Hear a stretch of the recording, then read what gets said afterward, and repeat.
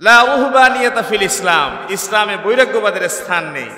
আপনাকে থাকতে হবে সমাজে, আপনাকে থাকতে হবে মিলেমিশে। এই মিলেমিশে থাকার প্রেক্ষাপটটা হচ্ছে হাদিস। মিশতেও হবে, কষ্টও সহ্য করতে হবে। না মিশে, কষ্ট না সইয়ে, পানিতে না নেমে মাছ ধরবেন বলে যে আপনি শ্রেষ্ঠ মানুষ হতে পারবেন না। কোন কষ্ট আমরা সহ্য করব, কোন ক্ষেত্রে ধৈর্য ধারণ করব, এই ব্যাপারে নতুন পয়েন্ট হচ্ছে প্রতিবেশীর ভালো মন্দ আচরণে।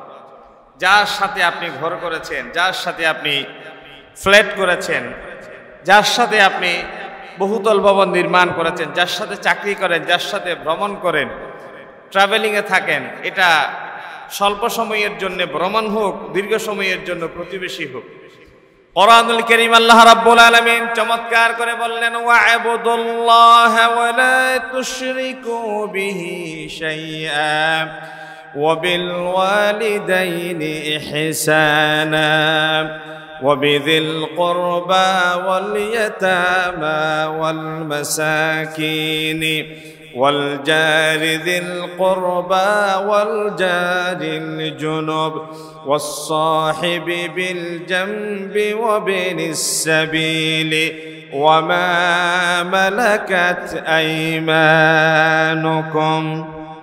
তিনি এখানে 10টা গুণের কথা বলেছেন। আল্লাহ তাআলার ইবাদত করো, শিরিক করা যাবে না, পিতামাতার অবাধ্য হওয়া যাবে না, আর আত্মীয়তার হক রক্ষা করতে হবে। ইয়েতিম, মিসকিন, প্রতিবেশী, স্বল্প সময়ের জন্য আপনার গাড়ির সিটে বসেছেন, পাশে থেকেছেন, তার হক। আর অধীনস্থ দাস দাসী, এই সকল ব্যক্তি যারা আপনার হক পাবে, অধিকার পাবে, তাদের হকের ব্যাপারে আল্লাহকে ভয় করে চলে। ইন্নাল্লাহা লা ইউহিব্বু মান কানা মুখতালান ফখুরা, যারা অহংকারে দাম্ভিক, তাদেরকে আল্লাহ তাআলা পছন্দ করেন না। অর্থাৎ অধিকাংশ ক্ষেত্রেই মানুষ যারা দুর্বল, যারা অসচ্ছল, যারা সমাজের তেমন একটা উল্লেখযোগ্য ব্যক্তি নয়, তাদের অধিকারের ব্যাপারে অসচেতন থাকে। আল্লাহ তাআলা বলেছেন এখানে, যার আছে তাকে মানুষ দাওয়াতে আহ্বান জানায়, যার আছে মানুষ তাকে খাওয়ায়, যার আছে তার থেকে সুবিধা নেওয়ার জন্য মানুষ তার পাশে যেতে চায়, তার পাশে পেতে চায়। পৃথিবীতে আপনি বড় আশ্চর্য হবেন, গরিব কেউ যদি আপনার ঘরে আসে, আপনি মনে করেন সে কিছু চাইতে এসেছে, আপনার দরজাটা খুলতে একটু দেরি করেন। আর আপনি কোনো সময় যদি গরিবের ঘরে যান, লেবু দিয়ে, লেবু নাই, লেবুর পাতা কচলিয়ে একটু শরবত দিবে। এই যে লেবুর পাতা, লেবু নাই, লেবুর পাতা কচলিয়ে শরবত দেওয়ার ভেতরে তার একটা হৃদয়ের ভালোবাসা, মোহব্বত থাকে। এটা পৃথিবীর কোটি টাকা খরচ করার ভেতরেও আপনি মাঝে মধ্যে সে প্রশান্তি লাভ করতে পারেন। ধনীরা গরিবের ঘরে গেলে অলওয়েজ তারা খুশি হয়, কিন্তু গরিবেরা ধনীর ঘরে আসলে তারা চেহারা কালো করে ফেলে অধিকাংশ ক্ষেত্রে, কারণ মনে করে সে কিছু চাইতে এসেছে। আপনি জানেন না, আপনার ঘরে আজকে দুপুরবেলা যেই মেহমানটা আপনার সাথে খেতে বসেছেন, তার রিজিকটা সে নিয়ে এসেছে, তাকে আপনি খাওয়ান নাই। ইব্রাহিম আলাইহিস সালাম মেহমান ছাড়া কখনো খেতেন না। একদিন খেতে বসেছেন, মেহমান পাশে, খাওয়ার সময় বিসমিল্লাহ পড়েন নাই। অনেকক্ষণ অপেক্ষা করার পরে তাকে পেয়েছেন, তাকে উঠাই দিলেন, যাও, এতক্ষণ কষ্ট করে দাঁড়িয়ে থেকে একজন মেহমান পেলাম, তুমি আল্লাহর নাম ছাড়া খেতে বসলে, তোমাকে খাইতে দিব না। উঠাই দিলেন, চলে যাচ্ছে। আল্লাহ তাআলা ডাক দিলেন, ইব্রাহিম, কেমনে তুমি তার উঠাই দিতে পারলা? এতদিন পর্যন্ত, এত বছর পর্যন্ত আমার নামের তসবিহ জপ করা ছাড়া আমি তারে খাওয়ালাম, আমার নামের তসবিহ তোমার সামনে একবার পড়ে নাই, তুমি এটুকু ধৈর্য ধারণ করতে পারলা না? তুমি তারে ডাকো, খেতে বসাও। সুবহানাল্লাহ বলেন। কোরআনুল কারীমে আল্লাহ তাআলা, আমি তো এখানে এই যে মুহররমের আলোচনায় একটা কথা বলেছিলাম, কোরআনুল কারীম আল্লাহ তাআলা মানব সত্তার, মানবতার, মানুষের মূল্যায়ন করতে গিয়ে তিনি বলেছেন, ওয়ালাকাদ কাররামনা বানি আদম, আমি বনি আদমকে মূল্যায়ন করলাম, বনি আদমকে সম্মানিত করলাম, বনি আদমকে মর্যাদা দিলাম। এখানে বনি আদমের ভেতরে নারী আছে, পুরুষ আছে, ঈমানদার আছে, বেঈমান আছে, পূর্বের আছে, পশ্চিমের আছে, উত্তরের আছে, দক্ষিণের আছে, কৃষ্ণাঙ্গ আছে, শ্বেতাঙ্গ আছে, আছে না নাই? কোরআনুল কারীমের ভেতরে আল্লাহ রাব্বুল আলামিন ঈমানদার বেঈমান আলাদা করে কথা বলেন নাই। তিনি বললেন, ওয়ালাকাদ কাররামনা বানি আদম, আমি বনি আদমকে সম্মানিত করলাম। শুধু তাই নয়, কোরআনুল কারীমের ভেতরে মাঝে মধ্যে আল্লাহ রাব্বুল আলামিন শপথের আশ্রয় গ্রহণ করেন। আমরা একজন আরেকজনের কাছে কোনো বিষয়ের সত্য না নিরূপণের জন্য বিশ্বাস তৈরির জন্য শপথ করি। আল্লাহ রাব্বুল আলামিন মাঝে মধ্যে শপথ করেন। কোরআনুল কারীমের একটা সূরার ভেতরে দেখলাম একবার নয়, দুইবার নয়, লাগাতার 4টি বার আল্লাহ তাআলা শপথ করলেন।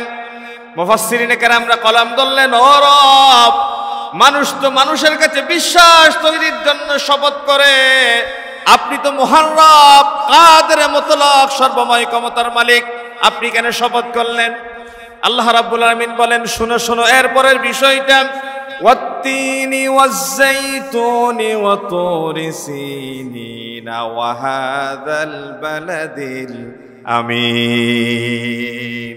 তিনের শপথ, জাইতুনের শপথ, সিনাই পর্বতের শপথ, নিরাপদ মক্কা নগরীর শপথ। 4টি বার শপথের পরে আল্লাহরে জিজ্ঞেস করলাম, কেন আপনি 4 বার শপথ করলেন? এর পরক্ষণে আমার আল্লাহ বললেন, লাকাদ খালাকানাল ইনসানা ফি আহসানি তাকওয়িম। আকাশ এবং জমিন শুধু তামাম কুল কায়নাতের ভেতরে, সৃষ্টিরাজের ভেতরে সবচেয়ে সুন্দর, শৈল্পিকতার, নান্দনিকতার সর্বোচ্চ সব গুণ ঢেলে দিয়ে যারা সৃষ্টি করলাম তার নাম মানুষ, মানুষ, মানুষ। আল্লাহু আকবার। এই মানুষের ভেতরে ইমানদার বেঈমান আল্লাহ ফারাক করেন নাই। তো আপনি কেন ফারাক করেন? আপনি কেন আলাদা করেন? বিসমিল্লাহ পড়েন নাই বলে খাওয়া থেকে উঠাই দিলেন। যার আছে তারে খাওয়ান, যার নাই তারে মূল্যায়ন করেন না। নবী করিম সাল্লাল্লাহু আলাইহি ওয়াসাল্লাম ওই খাবারকে নিরুৎসাহিত করেছেন যেই খাবারে গরিবের দাওয়াত থাকে না। এই জন্য গত জুমায় আমার কেশিয়া সাহেবের সাথে খাবারে যাচ্ছিলাম, ওনাকে জিজ্ঞাসা করেছি, ভাই এই খাবারটা কি বরের পক্ষের খাওয়া নাকি মেয়ের পক্ষের খাওয়া? এটা কি জোর করে খাওয়া আদায় করা হয়েছে নাকি এটা স্বপ্রণোদিত হয়ে খাওয়াচ্ছে জোর করে? আমি আপনাদের আজকে আলিশা মসজিদে বলে দিচ্ছি, ভাই কেউ যদি জামাই জোর করে খাওয়া নেন, অর্থাৎ বরপক্ষের খাওয়া, আল্লাহর রাস্তায় আমাকে দাওয়াত দিবেন না। আমি জোর করে কনে পক্ষ থেকে গ্রহণ করে খাবারে আমি যাই না, এবং যেই বিয়েতে জোর করে যৌতুক ধরা হয় ওই বিয়ে আমি পড়াই না। আপনাকে কোটি টাকা দিলে পড়াইতে পারবেন না, আমি না জানা সত্ত্বে পড়াইলে সেটা ভিন্ন কথা। যৌতুকের বিয়েতে আমাকে দাওয়াত দিবেন না, যৌতুকের বিয়েতে আমাকে ডাকবেন না, আল্লাহর ওয়াস্তে বলছি।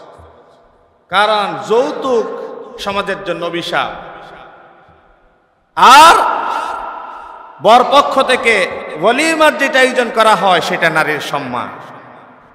এখনো আরব সমাজে সেই ট্রেডিশন প্রচলিত আছে যে নারীদেরকে বিশেষ কিছু অঙ্ক দিয়ে সম্মানজনক অবস্থান দেখিয়ে তাকে বউয়ের মর্যাদা দিয়ে গড়ে তুলতে হয়। কিন্তু দুর্ভাগ্যজনকভাবে আমাদের সেই ইতিহাস, সেই সংস্কৃতি, সেই ঐতিহ্যের কথা আমরা ভুলে গিয়েছি।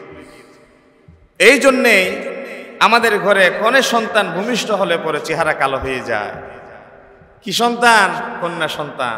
বাবা হাসে না, ঘরে আসতে চায় না।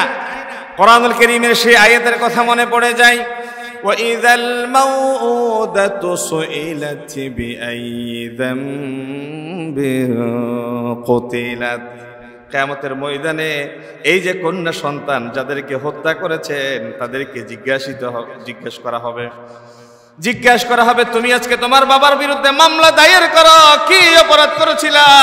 কেন পেটের ভিতরে অথবা জন্মের পরে তোমাকে জীবন্ত হত্যা করা হয়েছিল?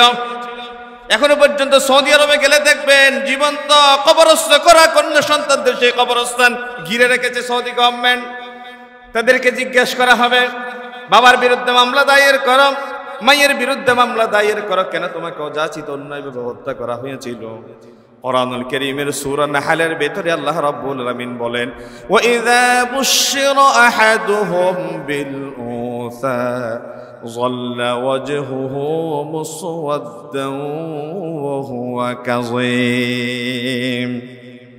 যখন কাউকে কন্যা সন্তান ভূমিষ্ঠ হয়েছে এই কথা সুসংবাদ দেয়া হতো, যেন মনে করা হতো আকাশ ভেঙে মাথার উপরে পড়েছে, চেহারাটা মলিন হয়ে যেত, কালো হয়ে যেত, ঘরে আসতো না। যতক্ষণ না কন্যা সন্তানকে গলা টিপে হত্যা করা না হতো। বর্তমান যুগে কন্যা সন্তানদের সেই দেনা পাওনা দেখলে যেন মনে হয় বরযাত্রার ফিগার দেখলে যেন মনে হয় ফ্রিজ, টেলিভিশন, ইনস্ট্রুমেন্ট, সরু সামান বরপক্ষ থেকে আদায় করার মাধ্যমে সমাজে এমন একটা বিরূপ প্রতিক্রিয়া সৃষ্টি হতে দেখা যায়। কন্যা সন্তান ভূমিষ্ঠ হলে এখন আর আনন্দের বন্যা বয় না, এখন ব্যথা বেদনার পরিবেশ সৃষ্টি হয়ে যায়, ঠিক কিনা?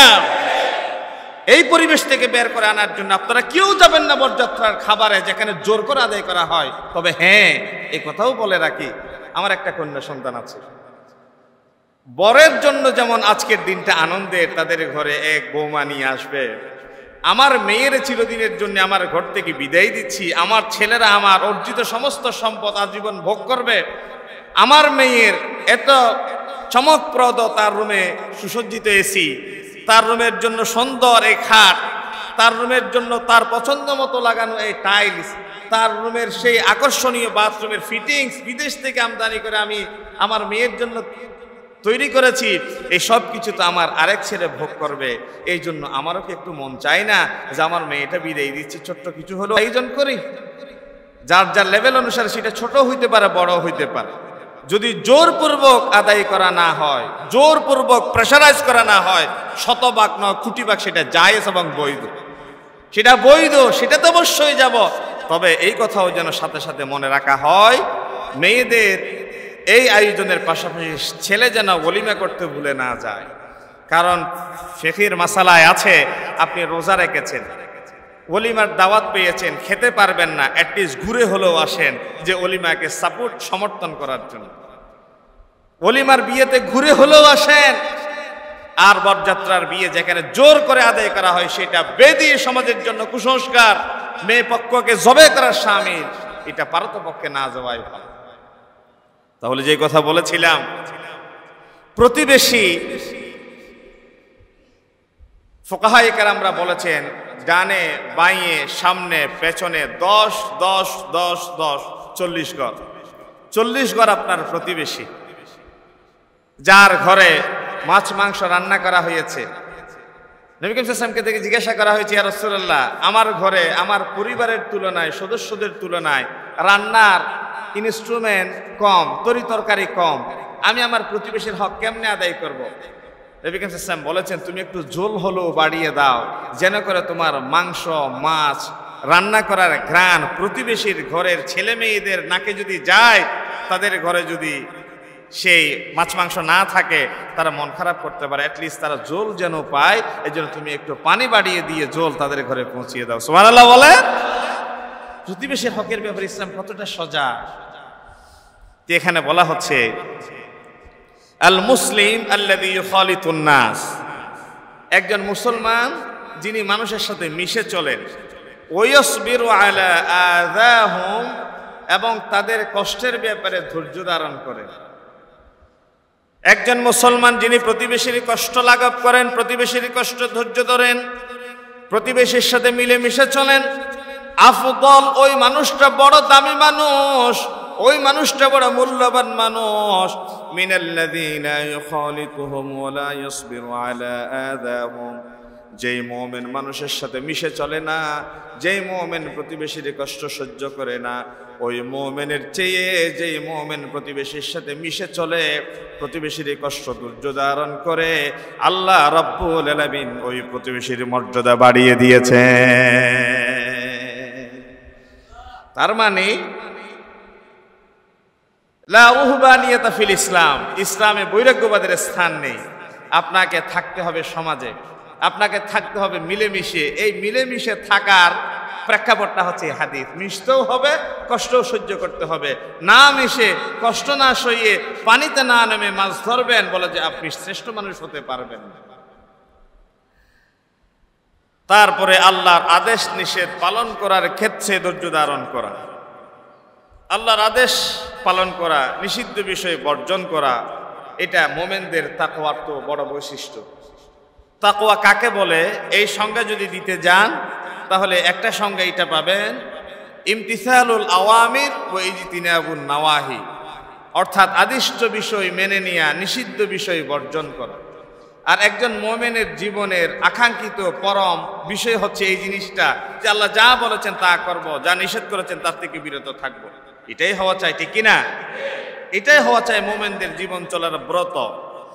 যেমন শীতকালে ভোরবেলা প্রচন্ড ঠান্ডা পানি দিয়ে উজু করে মসজিদে যাওয়া, সালাতুত তারাবি প্রচন্ড কষ্টের ভেতরে দাঁড়িয়ে থাকা, জানাজা আসতে দেরি হচ্ছে, ঘন্টার পর ঘন্টা অপেক্ষা করছেন, উহুদের পাহাড় সমপরিমাণ সওয়াবের জন্য দাঁড়িয়ে গেছেন। আমাদের professor doctor Giasuddin Talukdar sir Saudi আরবে যাওয়ার পরে ওখানে তো প্রায় প্রতি বক্তে সালাতুল জানাজা থাকে। তো স্যার একটা কথা বলেন, অনেকেই ওখানে যে সালাতুল জানাজার প্রস্তুতির জন্য যে 2-1 মিনিট সময়ের প্রয়োজন হয়, এই সময়ের ভেতরে অনেকেই সুন্নতের নিয়ত করে ফেলে। সুন্নতের নিয়ত করে যারা ওমরায় যাবেন, আমি আপনাদের জন্য কথাটা বলছি, আসসালামু আলাইকুম রাহমাতুল্লাহ, আসসালামু আলাইকুম রাহমাতুল্লাহ, ফরজ শেষ, এখন জানাজা শুরু হবে একটু পরে, আসসালাত আলাল আমওয়াত, জানাজা আসে আপনারা অপেক্ষা করুন, এই ঘোষণা আসছে, ঘোষণার পরে 2-1 মিনিট একটু দেরি হচ্ছে, এই সুযোগটা কাজে লাগানোর জন্য ভাইয়েরা নামাজে দাঁড়িয়ে গেলেন। নামাজে দাঁড়াতে দাঁড়াতে ইমাম সাহেব আল্লাহু আকবার জানাজা শুরু করলেন। এখন ইনি 1 রাকাত পড়ে 2য় রাকাতের জন্য দাঁড়াচ্ছেন। এখন তাড়াহুড়া করে কতক্ষণ সূরা ফাতিহার প্রথম আয়াত শেষ আয়াত, সূরা ফালাকের প্রথম আয়াত শেষ আয়াত পড়ে আত্তাহিয়াতু দরুদ শরীফ দোয়া মাসুরা পড়তে না পড়তে দাঁড়িয়ে আল্লাহু আকবার। ওই যে সুন্নতের ফজিলত নিতে চান, আবার জানাজার উহুদের পাহাড় সমপরিমাণ ফজিলত তিনি নিতে চান। তো স্যার সবসময় একটা কথা বলেন, প্রফেসর গিয়াসউদ্দিন তালুকদার স্যার তো আলহামদুলিল্লাহ বড় আমলি মানুষ, আমি যেটুক স্যারকে দেখেছি, বলেন নামাজের পরে সুন্নতটা হচ্ছে সুন্নত, সুন্নতটা কি সুন্নাত, কিন্তু জানাজার নামাজটা হচ্ছে ফরজে কিফায়া, এটা ফরজ, কিফায়া বাদ দেন, এটা ফরজ। জানাজার নামাজটা কি ফরজ, আপনাকে ডাকা হচ্ছে ফরজের জন্য। আপনি কেমন বোকা মানুষ যে ফরজটা বাদ দিয়ে এখন সুন্নতের জন্য আপনি দাঁড়িয়ে গেলেন। এই জন্যে ধৈর্য ধরেন। আর খানে কাবায় 1 রাকাত নামাজ 1 লক্ষ রাকাত নামাজ, 1 রাকাতে 1000 রাকাত 500 রাকাত, যদিও মত পার্থক্য আছে সেটা ভিন্ন ব্যাপার, আমরা সেদিকে যাচ্ছি না। 1 রাকাতে 1 লক্ষ রাকাত যে নামাজের সওয়াব, আপনার যদি প্রচন্ড খিদে না থাকে, আপনার যদি বেশি কোনো ব্যস্ততা না থাকে, আপনি জানাজার ফরজটা আদায় করে আপনি 2 রাকাত সুন্নত মুআক্কাদা আদায় করে তারপরে সালাতুল হাজাত, সালাতুত তওবা, সালাতুল ইস্তিগফার, আলহামদুলিল্লাহ আলহামদুলিল্লাহ তাআলা শুকর আদায় করছি। আমাদের সাথে 17 জন মুআল্লিম তো আমরা ছিলাম, বাগা বাগা আলেম, শেখ আহমদুল্লাহ সাহেব আমাদের সাথে ছিলেন। অধিকাংশ সময় তালুকদার স্যারকেও দেখেছি এরকম যে নামাজ পড়ার পরে হুট করে উঠে চলে যেতেন না, হুট করে আপনারাও জুমার নামাজের পরে হুট করে উঠে চলে যাই না, আমাদের দায়িত্বের কারণে হয়তো আমরা সালাত নিয়ে এটা শুরু করে দিই, এটা দায়িত্বের কারণে, টাইমের কারণে, কিন্তু আপনারা পড়েন না, কেউ তো বাধা দিচ্ছে না। এখানে আমাদের তো কিছু বিধিবদ্ধতা থাকে, আমরা আমাদের রুমে গিয়ে, ঘরে গিয়ে, বাসায় গিয়ে তো সারাদিন পড়লেও কে মানা করে, কিন্তু অনেকেই এখানে করে কি সুফিগিরি দেখাতে গিয়ে বেশ মানে সিজদায় গেলে সুবহানা রাব্বিয়াল আ'লা, সুবহানা রাbb, এইভাবে কেরাতের মতো করে পড়ে মুসল্লিদের কুমত ধরে যায়। মানে নামাজে দাঁড়ায় হাজার হাজার মুসল্লি, গাড়ি ঘোড়া বন্ধ হয়ে গেছে কষ্টের সীমানায়, কেরাত ধরছে এইভাবে যে এখানে মনে হচ্ছে যেন তারাবি নামাজ শুরু করে দিয়েছে। জামাত যত বড় কেরাত তত ছোট, কেরাত জামাত যত বড় কেরাত তত ছোট, জনসমাগম যত বেশি নামাজ তত ছোট। হেরেমে তো শেষে গরমের তীব্রতার কারণে ঘোষণাই করে দিয়েছে নামাজ হবে 6 মিনিটে। জুমার নামাজ এবং খুতবা কয় মিনিটে? এই বছরের কথা বলছি, 53 ডিগ্রি গরম, 6 মিনিটে শেষ। অনেক সময় এটা আমরা সেন্সে রাখতে পারি না, এটা রাখা দরকার। ইমাম, খতিব, মুয়াজ্জিন যারা, তাদের যেমন আমরা খুতবাতে দাঁড়াচ্ছি, এখানে লম্বা টেনে আজান দেওয়ার দরকার। আজানের হকটা আদায় হইলে বাস হয়ে গেল। এখানে দেরি হচ্ছে কি আস্তে হচ্ছে বৃষ্টির কারণে মানুষ দাঁড়াইতে পারছে না। আমরা কথার কথা বলছি আর কি বুঝার জন্য, এটাকে লম্বা দেখে শর্ট দেয় এটার কথা বলছি না, একদম মানে এটাকে বলা হয় সময় জ্ঞান, এটাকে বলা হয় সময় জ্ঞান। এই বিষয়টা রাখা দরকার মানুষের। ঠিক প্রতিবেশীর হকের ব্যাপারে এই কথা যেমন মাথায় রাখা দরকার, ঠিক আল্লাহর আদেশ নিষেধ পালনের ক্ষেত্রে এই বিষয়গুলো আপনাদের মাথায় রাখা দরকার। কমন সেন্স একটা হচ্ছে নলেজ, নলেজ মানিও জানা, কমন সেন্স মানিও জানা, দুই জানার ভিতরে পার্থক্য। এখানে অনেক শিক্ষিত মানুষ আছেন আপনারা, আমি শিখাতে যাচ্ছি না আপনাদের, জাস্ট একটা মাথায় আসছে একটা বিষয়। নলেজ মানে এটা কি বলে যে আইপ্যাড, এটা আমি শিখে জানলাম, এটা আমি শিখে জানলাম, এটা আইপ্যাড। বাট আমার খিদা পেয়েছে, এটা আমার এখন খাওয়া দরকার, এটা আমার কোনো বই পড়ে জানতে হয় না। আমার তৃষ্ণা পেয়েছে, এখন পানি পান করতে হবে, এটা কোনো বই পড়ে জানতে হয় না। তৃষ্ণা পেয়েছে, পান করতে হবে। এটা কি ভাই বই পড়ে জানার দরকার আছে? এই যে আগুন, কারেন্ট, এখানে হাত দিলে যে মানুষ অ্যাটাক হবে, এটা কি বই পড়ে জানার দরকার আছে? এটা বই পড়ে, এটাকে বলা হয় কমন সেন্স। বাতাস ঠান্ডা লাগবে স্বাভাবিক, এসি ঠান্ডা লাগবে স্বাভাবিক, এটা কমন সেন্স। এই যে কমন সেন্স যেটা বিবেকের মাধ্যমে জানা যায়, নলেজ যেটা পড়ে মাধ্যমে জানে, আর কমন সেন্স আছে বলে মানুষ আশরাফুল মাখলুকাত। কমন সেন্সের কারণে আল্লাহ তাআলা হাজারো সৃষ্টির মাঝে মানুষের মর্যাদা অনন্য সাধারণ করেছে। এই জন্য বুঝে চলতে হবে মানুষের। তো নবী করিম সাল্লাল্লাহু আলাইহি ওয়াসাল্লাম কি করেছেন, আমার আল্লাহ কি বলেছেন শরীয়তের বৈধ সীমা রেখে। শীতকালে ভোরবেলায় আরাম আয়েশ ত্যাগ করে মসজিদের দিকে রওনা হওয়া, আর আল্লাহর আদেশ মানা, নিষিদ্ধ বিষয় বর্জন করা। নবী করিম সাল্লাল্লাহু আলাইহি ওয়াসাল্লামকে দেখা গিয়েছে এরকম, কামান নবী সাল্লাল্লাহু আলাইহি ওয়াসাল্লাম হাত্তা তাওয়াররামাত কদমা, নামাজে দাঁড়িয়েছেন, পা ফুলে যাচ্ছে, পা ফুলে যাচ্ছে, পানি এসে গিয়েছে। ফাকিলা লাহু, রাসূলুল্লাহকে জিজ্ঞাসা করা হয়েছে, লিমা তাসনা হাযা, ইয়া রাসূলুল্লাহ কেন আপনি এমনটা করছেন? ফাকাদ গুফিরা লাকা মা তাকাদ্দামা মিন যামবিক ওয়া মা তাআখার, অথচ আল্লাহ আপনার আগের গুনাহ পরের গুনাহ ক্ষমা করে দিয়েছেন, আপনি কেমন পা ফুলিয়ে ফেলছেন, এত কষ্ট করছেন, ঘন্টার পর ঘন্টা দাঁড়িয়ে আছেন। তখন নবী করিম সাল্লাল্লাহু আলাইহি ওয়াসাল্লাম কি জবাব দিলেন, এটা আমাদের সবার জন্য আজকের জবাব। রাসূলুল্লাহ বড় আশ্চর্য হয়ে গেলেন। হযরত মুগীরা রাদিয়াল্লাহু তাআলা আনহুর হাদিস, বিশ্বনবী নামাজে কেন পা ফুলিয়ে ফেললেন, দীর্ঘক্ষণ কেন নামাজে দাঁড়িয়ে থাকলেন? আমাদের সকলের জন্য হাজার বছর অপেক্ষায় থাকা পরবর্তী প্রজন্মের জন্য তিনি জবাবটা এইভাবে দিয়ে দিলেন, আফালা আকুনা আবদান শাকুরা। আল্লাহ রাব্বুল আলামিন মেঘ না হইতেই বৃষ্টি দিয়েছেন, আল্লাহর কাছে অ্যাপিল করি নাই, ও আল্লাহ চুকের জুতি বরাবর রেখে সৃষ্টি করতে হবে, ও আল্লাহ হাত পা স্বয়ং সম্পূর্ণ করে পৃথিবীতে পাঠাতে হবে। আমার প্রতিবেশী রহিমউদ্দিন 18-20 বছর 25 বছরের টকবকে যুবক, ইয়াং এনার্জেটিক তরুণ, তার পরনের কাপড় নাই, কাপড় মাইয়ের সামনে বাবার সামনে খুলে ফেলে। আমার কাপড় ঠিক আছে, জিজ্ঞাসা করলাম তার পরনের কাপড় কেন ঠিক নাই, আমার কাপড় কেন ঠিক আছে? বলে যে তোমার ব্রেইন তো 16 আনা ঠিক, তার ব্রেইন তো 16 আনা ঠিক নেই, 14 আনা আছে। 14 আনা 2 আনা ব্রেইন কম থাকার কারণে সতর ঢাকাটা ফরজ সে মনে করতে পারে না, কাপড় সতর ডেকে ফেলে, ঢাকাটা ফরজ সে বুঝে না, সে কাপড় ফেলে দে। আর আপনার 16 আনা ব্রেইন আছে বলে আপনি পরিপাটি সুন্দরভাবে চলেন। আল্লাহ রাব্বুল আলামিনের কাছে এত কিছু আমরা চাই না, অ্যাপিল করি নাই, আবেদন করি নাই, তারপরেও রব না চাইতে সব কিছু আমাদের দিয়ে দিয়েছেন। রাসূলুল্লাহ বললেন, আমি কি আল্লাহর একজন কৃতজ্ঞবান বান্দাদের কাতারে নিজেরে শামিল করব না? আল্লাহর কৃতজ্ঞবান বান্দাদের কাতারে শামিল করতে গিয়ে আল্লাহ রাব্বুল আলামিনের গোলামিতে দাঁড়িয়ে দাঁড়িয়ে পা ফুলিয়ে নামাজ আদায় করলাম। কি ত্যাগ দিনের জন্য। তারপরে সুখ পালনে ধৈর্য। অনেক সময় মানুষের পিতা মাতা, সন্তান সন্ততি, অন্যান্য প্রিয়জনকে আমরা হারিয়ে ফেলি, তখন তাদের হারানোর এই ব্যথা আমরা অনেক সময় ধৈর্য ধারণ করতে পারি না, সুখ সইতে পারি না। এই সুখ সহ্যের জন্য ইসলাম কি নির্দেশনা পেশ করেছে দেখেন। বনি ইসরায়েলের একজন জলিলুল কদর পয়গম্বর হযরতে ইয়াকুব আলাইহিস সালাম, বনি ইসরায়েলের শ্রেষ্ঠতম একজন পয়গম্বর, তিনি তার সন্তান ইউসুফ আলাইহিস সালামকে হারিয়ে ফেললেন। সন্তানরা যখন পাহাড়ে যাচ্ছিল তখন ইউসুফ আলাইহিস সালামকে চাইলো বাবার কাছে, আব্বা ইউসুফকে দেন, আমাদের সাথে আমরা খেলতে যাব। বাবা বললেন, ইন্নী আখাফু আন ইয়াকুলাহু যিবু ওয়া আনতুম আনহু গাফিলুন, আমার ভয় হচ্ছে ইউসুফকে বাঘে খেয়ে ফেলবে আর তোমরা অমনোযোগী থাকবে।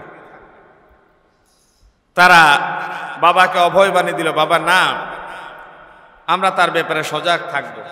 একটা সময় গিয়ে বাকি ভাইয়েরা ইউসুফকে প্রতিদ্বন্দ্বী মনে করে কূপে ফেলে দিল, আর হরিণের রক্তমাখা একটা জামা নিয়ে বাবার কাছে এনে দিল যে ইউসুফকে বাঘে খেয়ে ফেলেছে।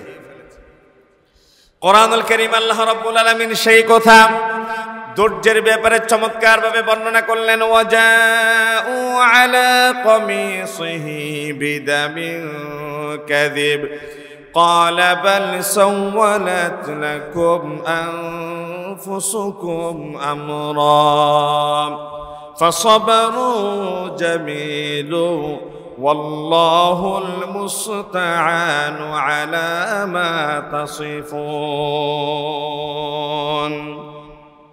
তারা ইউসুফ আলাইহিস সালামের জামাই কৃত্রিম রক্ত লাগিয়ে জামাটা বাবার কাছে এনে ফেরত দিল।